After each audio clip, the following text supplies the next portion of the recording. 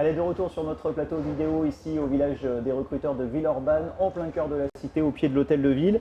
Et on continue à parler des secteurs qui recrutent. Alors s'il y en a bien qui recrutent maintenant depuis quelques années, c'est celui de l'informatique. On peut dire que c'est ce qu'on appelle, il fait partie en tout cas des secteurs en tension.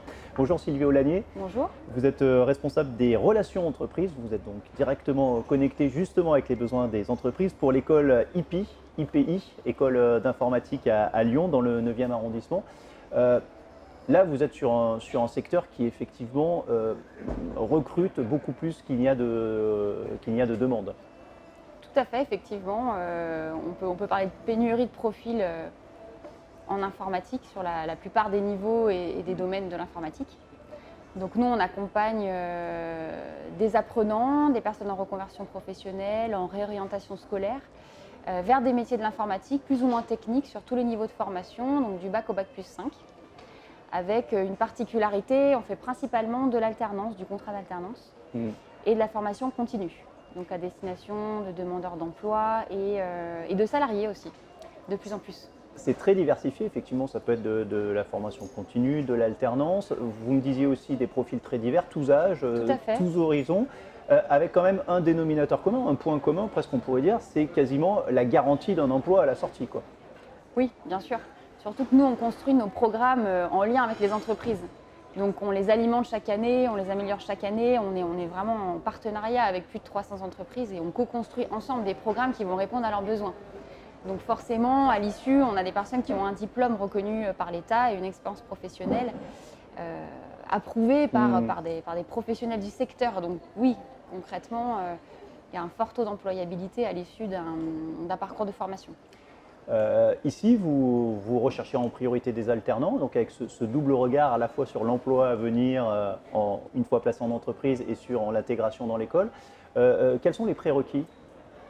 Alors nous, on fait effectivement le lien entre des entreprises partenaires qui ont des besoins et donc des futurs apprenants, donc on vient rencontrer ici. Les prérequis, c'est principalement un projet professionnel. Donc dans la plupart des niveaux de formation, on ne va pas attendre forcément de compétences techniques informatiques, mais un projet professionnel. Donc voilà, avoir déjà une vision de ce qu'est un développeur dans une entreprise ou un technicien réseau, voilà. Parce qu'il y a des fausses idées qui circulent ? Il peut y avoir des fausses idées où on peut se dire par rapport à l'informatique que l'on voit chez soi, voilà, son ordinateur, sa box internet et ce que c'est dans une entreprise, il y a quand même une différence. Donc c'est être capable aussi déjà de s'être questionné. Voilà. Il ne suffit pas d'être bidouilleur ou geek. Voilà, pour se dire ça va marcher pour moi dans le secteur de l'informatique. Non, c'est un très bon début. Mais par contre, donc voilà, on va rechercher un projet professionnel et effectivement, donc pour faire le lien des compétences relationnelles. Alors ça s'apprend, hein, ça c'est plus se travaille. Original parce qu'on imagine mal effectivement l'informaticien à qui on demande des compétences relationnelles en priorité, quoi. Alors en tout cas, à égalité avec la capacité, voilà, l'esprit logique, la capacité d'apprendre rapidement, etc. Effectivement, maintenant, un informaticien, il doit comprendre une problématique, être capable de la retranscrire, il peut être amené à former, rédiger des procédures, voilà, animer des réunions. Donc, c'est quelqu'un qui est au contact. Donc, c'est très important qu'il développe aussi ses compétences. Ça fait partie des fausses idées qui circulent. On a l'impression que l'informaticien, c'est un petit peu alors, le rat de laboratoire, enfermé voilà, toute la journée devant son ordinateur. Aujourd'hui, c'est quelqu'un, vous dites, de contact qui doit savoir communiquer, formuler un message. Ça, vous l'apprenez à l'école, par exemple? Oui, tout à fait. On va avoir des cours de communication, de relations clients et dans les méthodologies de gestion de projet aussi, par exemple, sur les métiers plutôt de développeurs.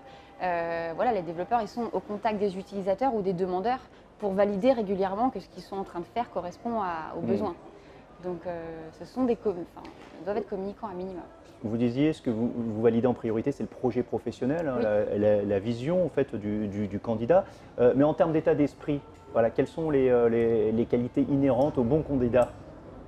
Alors, il y a plusieurs bons candidats. Hein. Enfin, on va rechercher aussi une diversité quand même dans les personnes qui vont candidater. Donc, après, c'est encore une fois vraiment le projet professionnel. Et les personnes qui viennent à nous, c'est parce qu'ils ont aussi envie de se former au contact de professionnels de l'informatique. Donc à la fois parce qu'en formation, ils sont formés par des informaticiens dont c'est le métier, et parce qu'ils vont faire des stages ou une alternance, donc ils vont être au contact d'un tuteur, d'une équipe informatique qui va les accompagner.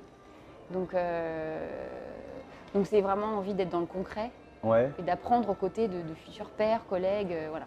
apprendre et continuer à apprendre, parce qu'on le disait, autant il y a une garantie d'embauche quasiment voilà, à la fin, du contrat d'alternance et de la formation, autant il y a une remise en cause qui est quasiment permanente. Ça, il faut l'intégrer, ça vous l'expliquez à l'école et il faut l'intégrer pour tous ces candidats. Tout à fait. C'est pour ça effectivement aussi qu'on mise de plus en plus sur les soft skills, c'est-à-dire les compétences autres que vraiment le technique pur, parce qu'on sait que dans ces métiers-là, le plus important, c'est qu'ils soient capables de s'adapter, d'apprendre régulièrement de nouvelles technologies, de nouvelles méthodologies. Donc effectivement, c'est important de les amener là. En même temps, ces candidats, ils sont accompagnés parce que les entreprises aujourd'hui forment en interne de plus en plus, notamment sur ce genre de métier. Donc ces candidats qui se dirigent vers cette voie, ils ne sont pas lâchés dans la nature, ils sont accompagnés par les entreprises qui les recrutent ou qui les recruteront. Oui, je pense que c'est un des secteurs d'activité qui forme le plus ses collaborateurs. Ils sont obligés d'être formés régulièrement aux nouvelles technologies, aux mises à jour. Donc oui, ce sont des personnes qui, de toute façon, dans leur vie, vont devoir se former régulièrement ou s'auto-former. Oui, donc apprendre à s'auto-former aussi, c'est important. Ça fait partie, j'allais dire, entre guillemets, du cahier des charges par rapport à d'autres métiers. C'est un secteur qui demande aussi un certain investissement personnel en dehors des heures de travail classiques. Ou en tout cas d'avoir un temps de personnel de veille et de recherche effectivement sur les évolutions des technologies, sur le secteur en général. Une toute dernière chose pour terminer. Aujourd'hui, vous disiez, il n'y a pas de candidat idéal, il n'y a pas de mauvais candidat. Aussi, on peut vraiment venir de tous horizons, de tous âges. C'est très très ouvert. Et aujourd'hui, les recruteurs sont justement ouverts en matière de recrutement.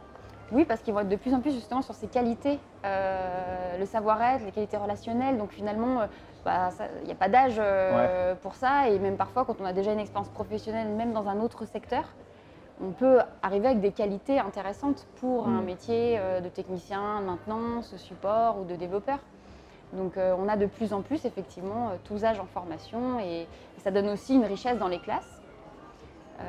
Donc voilà, donc nous on est de plus en plus ouverts à ça aussi.